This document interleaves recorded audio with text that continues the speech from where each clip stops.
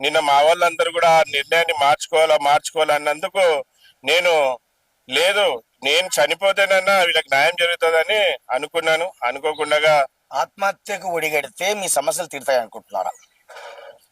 మళ్ళీ ఇంక ఏం చేయాలి సార్? ఇప్పుడు దేవుడు కరుణించినా పూజారి కరుణించలేదు అన్నట్టు మళ్ళీ అధికార దృష్టిలోకి ఎన్నిసార్లు పోయినా అధికారులు న్యాయం చేయకుంటే ఇంకా తప్పదు, ఇంకా బతకలేం కదా. ఏదైనా చనిపోతేనైనా అధికారులు కళ్ళు తెరుస్తారేమో, మాకు న్యాయం చేస్తారనే ఉద్దేశంతోనే ఆ విధంగా చేశానే కానీ నేను ఎవరిని ఇబ్బంది పెట్టాలని కాదు సార్. మీరు ఆత్మహత్య యత్నం చేయాలనుకున్నారు నిన్న. ఈ ఆత్మహత్య యత్నం ఎలా బొమ్మైందండి అసలు?